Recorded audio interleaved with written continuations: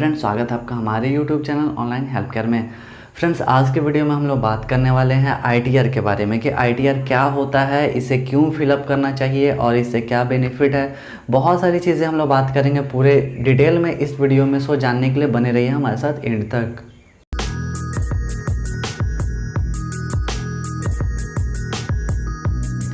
तो फ्रेंड, जैसा कि सबसे पहले मैं बता दूं आईटीआर होता क्या है। तो आईटीआर का मतलब होता है इनकम टैक्स रिटर्न। तो इनकम टैक्स रिटर्न हम लोग इसलिए करते हैं, आईटीआर फिलिंग हम लोग इसलिए करते हैं क्योंकि तो देखो, अगर आप जॉब कर रहे हो या फिर बिज़नेस कर रहे हो, चाहे वो गवर्नमेंट जॉब हो या प्राइवेट जॉब हो, डजेंट मैटर, या फिर आप बिज़नेस कर रहे हो, तो आपका कुछ ना कुछ टैक्स कटता है हर साल।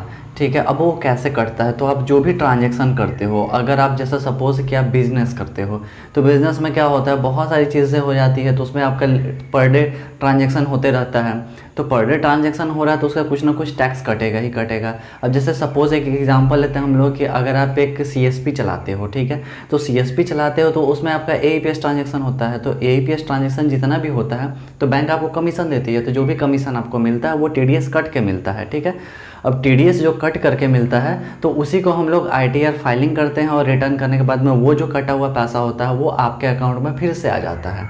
ठीक है, सेम चीज़ें अगर आप किसी अदर टाइप का बिजनेस कर रहे हो तो वहाँ पे भी आपका पर डे आप ट्रांजैक्शन कर रहे हो तो कुछ ना कुछ आपका टैक्स कट जाता है। तो जो आपका टीडीएस कटता है वो टीडीएस कटने के बाद में फिर हम लोग आईटीआर करते हैं और आईटीआर करने के बाद में वो पैसा कटा हुआ आपके अकाउंट में फिर से आ जाता है ना। अच्छी चीज़।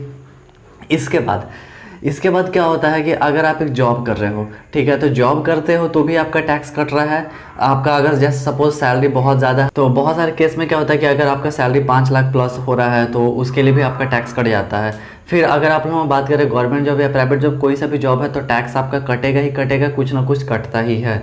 अब आप ट्रांजेक्शन कर रहे हो, आपका बैंक अकाउंट है तो कुछ ना कुछ टैक्स कट जाता है हर साल।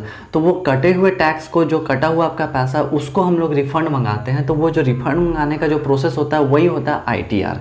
ठीक है, तो आईटीआर फिलिंग करते हैं हम लोग और आईटीआर फिलिंग करने के बाद में तो कटा हुआ जो पैसा है वो हमारे अकाउंट में रिफंड आ जाता है। अगर हम लोग नेक्स्ट बात करते हैं कि आईटीआर भरना क्यों ज़रूरी होता है, तो आईटीआर भरना इसलिए ज़रूरी होता है कि आपका जो कटा हुआ पैसा है वो आपका रिफंड आ जाता है। दूसरी बात अगर हम लोग करें कि आईटीआर भरने से एक और बेनिफिट हमें ये मिल जाता है कि आपका इंश्योरेंस कवर हो जाता है। तो अगर आप आईटीआर कर रहे हो तो उससे आपको इंश्योरेंस में भी बेनिफिट मिल जाता है। नेक्स्ट अगर हम लोग बात करें तो एक और बेनिफिट इसका ये मिल जाता है हमें कि अगर आप लोन लेना चाहते हो तो लोन लेने के लिए भी आपको आईटीआर दिखाना पड़ेगा कि आपने आईटीआर किया है या नहीं किया है, और 3 साल तक का आपको आईटीआर दिखाना पड़ता है, तब जाकर के लोन मिलता है, चाहे वो पर्सनल लोन हो या बिजनेस लोन हो। तो आईटीआर अगर आप करते हो तो जल्दी इजीली लोन मिल जाता है, नहीं करते हो तो भी बहुत सारा प्रोसेस होता है, बट आईटीआर करने पे ये बेनिफिट रहता है कि लोन आप आसानी से ले सकते हो।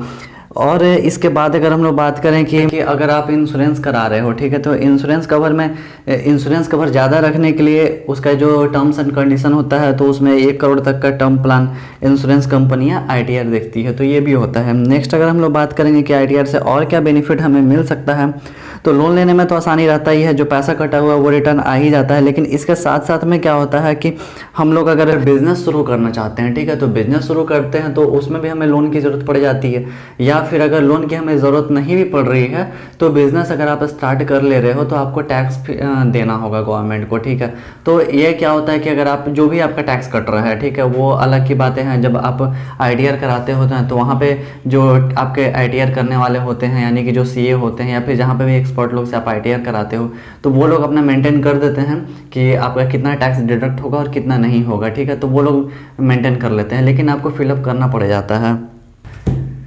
और नेक्स्ट अगर हम लोग बात करें तो देखो, डिजिटल इंडिया का ज़माना चल रहा है, ठीक है, तो डिजिटलाइजेशन सब कुछ हो रहा है। और इस टाइम पे हम लोग क्या करते हैं कि कुछ भी अगर हमें ट्रांजैक्शन करना होता है, कोई भी चीज़ें परचेज करते हैं तो हम लोग कैश में ना करके हम लोग अकाउंट से पेमेंट करते हैं, गूगल पे, फ़ोन पे, पेटीएम, नेट बैंकिंग, इस चीज़ का यूज़ करते हैं, चेक का यूज़ करते हैं बहुत टाइम में। तो हम लोग कैश का यूज़ नहीं कर रहे हैं, कैशलेस इंडिया होते जा रहा है। ठीक है, तो अगर आप डिजिटल प्लेटफॉर्म यूज़ कर रहे हो, ठीक है, तो आपका ट्रांजैक्शन बढ़ रहा है। ठीक है, तो इन सभी चीज़ों को देखते हुए दूसरी चीज़ है कि आप, हमारे पास में कैश होता था, कैश में कुछ खरीद के ला रहे हैं तो बैंक को कुछ पता नहीं चलता था कि हमने कितना पैसा लेकर के गया, कितना लेकर के आया, क्या किया, उसका कोई रिकॉर्ड ही नहीं होता था। बट डिजिटल है ना सब कुछ, तो अब तो सब रिकॉर्ड हो चुका है। तो आप अगर इनकम टैक्स से बचना चाहते हो, है ना, आप चाहते हो कि अगर आपके ऊपर रेड वगैरह ना पड़े कभी फ्यूचर में, तो कोई ज़्यादा खर्च नहीं आता यार, बहुत कम में हो जाता है। तो 400-500 रुपये में ITR फिलिंग हो जाता है 1 साल के लिए। तो आप लोग ज़रूर ITR फिलअप करा लिया करो। दूसरी चीज़ है कि एक और बात आती है कि ITR हमें कहाँ से कराएं, ठीक है। बहुत बार कन्फ्यूज़न ये होता है, बहुत सारे लोग ऐसे भी होते हैं कि ITR करते तो हैं बट उसमें प्रॉब्लम ये आ जाती है ना कि वो सही ढंग से करते नहीं है, ज़्यादा एक्सपर्ट होते नहीं है। दूसरी चीज़ है कि लोग सस्ते के चक्कर में लग जाते हैं कि मेरा कहीं कम में हो जा रहा है, कहीं पे फ्री में हो जा रहा है, तो वहाँ करा लेते हैं और पता चलता है कि वो पर्सन सही से किया नहीं, तो बाद में आपको दिक्कत हो जाता है, फिर लेने देने पड़ जाएंगे। तो उसमें प्रॉब्लम ये आ जाती है कि आपकी इनकम है कम और दिखा दिया गया वहाँ पे ज़्यादा, और पता चला कि टैक्स आपके ऊपर लग गया, ठीक है। तो टैक्स से बचना है तो भी आपको ITR करना पड़ेगा। तो बहुत सारे बेनिफिट है ITR करने से। अगर आप चाहते हो कि अपना ITR कराना है या फिर GST कराना है, GST रजिस्ट्रेशन हो गया है, फिलिंग कराना, मैं GST के बारे में अलग से एक वीडियो अपलोड करूंगा डिटेल में कि GST क्या होता है, उसे कैसे हम लोग को अगर आप GST लेना चाहते हो तो उससे क्या बेनिफिट होगा, प्लस किस टाइप का GST लेना चाहिए, तो डिटेल में मैं बताऊंगा आप लोग को। फिलहाल ये वीडियो ITR के लिए है। तो अगर आप ITR कराना चाहते हो तो मैं आपको डिस्प्ले में एक नंबर दे दे रहा हूँ, तो यहाँ पे आप इस नंबर पे कांटेक्ट कर सकते हो। एक्सपर्ट से आप अपने जो भी एडवाइस लेना हो ले सकते हो और आप ITR करा सकते हो। बहुत कम में और अच्छे तरीके से ITR हो जाता है, ट्रस्टेड है। तो मैं भी यहीं से कराता हूँ। तो ऐसा करके आप अपना ITR करा सकते हो। और इसके बाद में अगर फ्रेंड्स ये वीडियो आप लोगों को लग रहा है कि आपके लिए हेल्पफुल है या फिर किसी अदर पर्सन के लिए भी हेल्पफुल है, तो प्लीज़ उसे शेयर कर देना, और वीडियो पसंद आई तो प्लीज़ लाइक कर देना, कमेंट करके ज़रूर बताना। अगर आपके कोई डाउट वगैरह है तो भी कमेंट में ज़रूर बताना।